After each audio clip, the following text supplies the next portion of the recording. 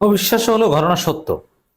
বিএনপিকে রক্ষা করছে জামাত এবং বিএনপি নিজেরা নিজেদের জন্য কবর খুঁড়ছে, গর্ত খুঁড়ছে, আর সেই কবর ভরাট করে দিচ্ছে জামাত, যাতে বিএনপি ওই গর্তে কিংবা কবরে না পড়ে। এটাই সত্য কথা। এটা শুধু এবার যে করছে তা না, ইতিহাসও এটা বলে বিএনপিকে যুগে যুগে রক্ষা করেছে জামাত। বিএনপি প্রথম ক্ষমতা এসেছে জিয়াউর রহমানের পর, বৈধভাবে গণতান্ত্রিক পদ্ধতিতে বিএনপি ক্ষমতা এসেছে 1991 সালে, কিন্তু সরকার গঠন করতে পারেনি। জামাত বিএনপিকে অনুকম্পা দেখিয়ে সমর্থন দিয়ে সরকার গঠন করতে দিয়েছে। সেবার বিএনপি সরকার গঠন না করতে পারলে বিএনপির এরকম উত্থান হতো না। এরপরে 2001 সালে বিএনপি হেরে যায়, জামাত জোট করে বিএনপিকে বাঁচিয়েছে। আবার 2008 সালে 7 সালে 111 সরকারের সময় বিএনপি একদম নাই হয়ে যায়, সংস্কারপন্থী এবং এলডিপি, অমুক দল তমুক দল, বিএনপি নাই।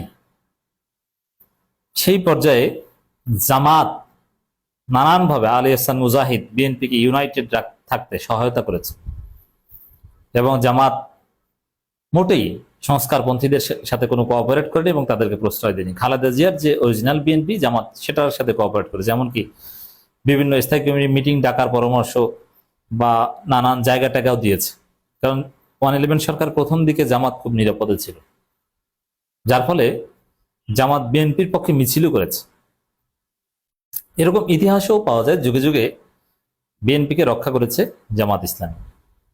এবং জামাতের করুণা ছাড়া, অনুকম্পা ছাড়া বিএনপি কখনোই ক্ষমতা আসতে পারেনি, জাস্ট এইবার এসেছে, তাও এবার আওয়ামী লীগের অনুকম্পায়। নিজেদের বলে বিএনপি কখনো ক্ষমতা আসতে পারেনি। তো দর্শক, বিএনপি নিজেরা নিজেদের জন্য কি কাণ্ড ঘটাচ্ছে দেখেন, আপনি অবাক হবেন। তো এখান থেকেও জামাত বিএনপিকে রক্ষা করছে কিভাবে, সেটা মজার আলোচনা। সার্জিস আলম তিনি বিষয়টা সামনে এনেছেন।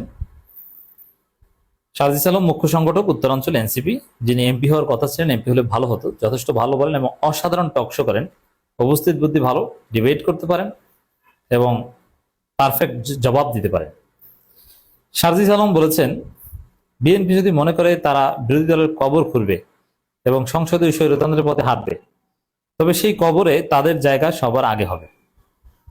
এর মানে বিএনপি নিজেরা নিজেদের ধ্বংস করছে, নিজেরা নিজেদের জন্য কবর খুঁড়ছে। বিরোধী দল সেই কবরে পড়বে না, তারাই পড়বে।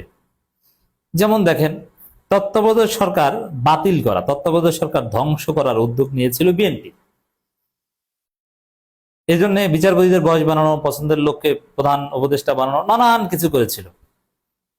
কিন্তু দেখা গেছে এই তত্ত্বাবধায়ক সরকার নামক এই কবরে কিন্তু বিএনপি আটকা পড়েছিল এবং বিএনপি তত্ত্বাবধায়ক সরকার নামক, তত্ত্বাবধায়ক সরকার ধ্বংস করা নামক গর্তের মধ্যে 17 বছর পড়ে থাকতে হয়েছে।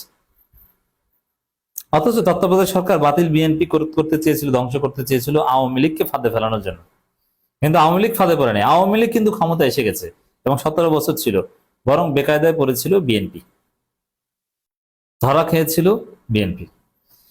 তো বিএনপির ইতিহাসও এটা, যে বিএনপি অন্যের জন্য যে কবর খুঁড়ে, যে গর্ত করে, সেই গর্ত বা কবরে নিজেরাই পড়ে। এখন আবার এই যে দেখেন, গুম অধ্যাদেশ বাতিল করেছে এবং বিচার বিভাগের স্বাধীনতা খর্ব করছে, ব্যাংক রেগুলেশন অধ্যাদেশ বাতিল করেছে, এরকম জনগুরুত্ব সম্পন্ন গুরুত্বপূর্ণ যেসব সংস্কার বাতিল করেছে বিএনপি, এগুলোর জন্য বিএনপিকেই ভুগতে হবে। আমরা একটা কথা অনেক আগেই বলেছি, যদিও এটা এখন রাজনীতি আলোচিত হচ্ছে না। পিআর সিস্টেমের দাবি নিয়ে মাঠে নেমেছিল জামাত। পিআরের দাবিতে জামাত ছাড় দিয়েছে, এটা ভুল ছিল। যার ফলে দেখেন, এবার জামাত সরকার গঠন করার কথা, কিন্তু 100 আসনও পায়নি। এজন্য পিআরের দাবিতে ছাড় দেওয়া ঠিক হয়নি।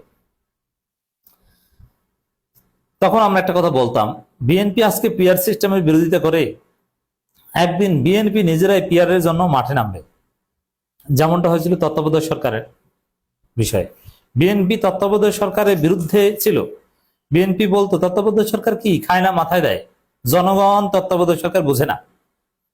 ওরকম বলতো যে জনগণ পিআর বুঝে না।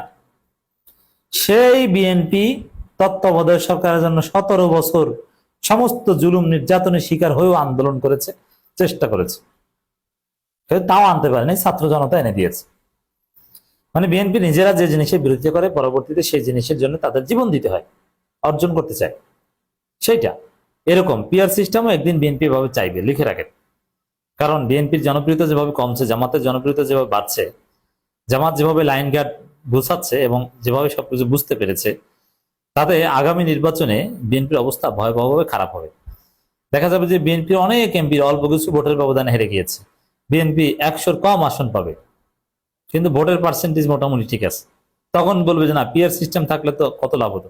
তেমন এবারে যদি পিআর সিস্টেম থাকতে, তাহলে জামাত বিএনপি একদম কাছাকাছি সংখ্যক আসন পেত সংসদে, মাত্র 10% পার্থক্য হতো। আর এখন সিটের ব্যবধান অনেক অনেক, অথচ ভোটের ব্যবধান অল্প। ঢাকা মহানগরীতে ভোটের ব্যবধান 2-4%, অথচ সিটের ব্যবধান ডাবলের চাইতে বেশি। এই জন্যে বিএনপি একটা পর্যায়ে দেখবেন যে পিআরের দাবিতে তারা আন্দোলন করছে। এবং এই যে গুম অধ্যাদেশ বাতিল কিংবা বিচার বিভাগের স্বাধীনতা খর্ব করা, এটা এখন বিএনপি করেছে না। এরকম আকাম করতে থাকলে এক পর্যায়ে আওয়ামী লীগ আসবে। আওয়ামী লীগ এসে তখন দেখবেন যে তখন আবার বিএনপিকে এই বিষয়গুলো দিয়েই ধরবে, এই সুযোগেই বিএনপির নেতাদের আবার গুম করবে, এবং এই সুযোগেই বিএনপি নেতাদের উপর দমনপীড়ন চালাবে, অত্যাচার করবে। এবং মানবাধিকার অধ্যাদেশ বাতিল করেছে, বিএনপির মানবাধিকার খর্ব হবে, বিএনপি মানবাধিকার প্রতিকার পাবে না, কারণ তারাই মানবাধিকার অধ্যাদেশ বাতিল করেছে। তাদের খোরা গর্তে তারা নিজেরাই পড়বে, অনিবার্য। সারজিস আলম এটাই বলার চেষ্টা করেছে। এবং সারজিস আলমের যে বক্তব্য যে বিএনপি বিরোধী দলের জন্য যে কবর খুঁড়ছে, সেই কবরে তাদেরকেই পড়তে হবে, বিএনপির ইতিহাসের সাথে এটা মিলিয়ে দিলাম যে হ্যাঁ, ইতিহাস এটাই, বিএনপি তাদের খোরা কবরে তারাই পড়ে। জুলাই গণঅভ্যুত্থানের সহিত এই জন্য এই প্রেক্ষাপটে একটা কথা আপনাদের অবগতির জন্য জানাচ্ছি। বিএনপি হচ্ছে ব্যর্থ আওয়ামী লীগ, আর আওয়ামী লীগ হচ্ছে সফল বিএনপি। কিভাবে? আওয়ামী লীগ যা চায় বিএনপি ওটা করতে চায় কিন্তু পারে না। আর বিএনপি ভোট চুরির বা আকাম করার যে রাস্তা দেখায়, ওই রাস্তায় বিএনপি যেতে পারে না, ধরা খায়, কিন্তু ওই রাস্তায় যে আওয়ামী লীগ সফল হয়। এটা হচ্ছে সত্য কথা। জুলাই গণঅভ্যুত্থানে শহীদ পরিবার এবং আহত যোদ্ধারা যেন কোনো রাজনৈতিক দলের ব্যানারে নিজেদের সীমাবদ্ধ না রাখেন, সে আহ্বান জানিয়েছেন সারজিস আলম। এটা চমৎকার একটা আহ্বান, এবং বাস্তবেই অধিকাংশ জুলাই যোদ্ধা এবং শহীদ পরিবার তারা কোনো দলের সাথে নাই, এনসিপির সাথেও নাই, কিন্তু ঘুরে ফিরে তাদের সমর্থন জামাতের দিকে আসবে।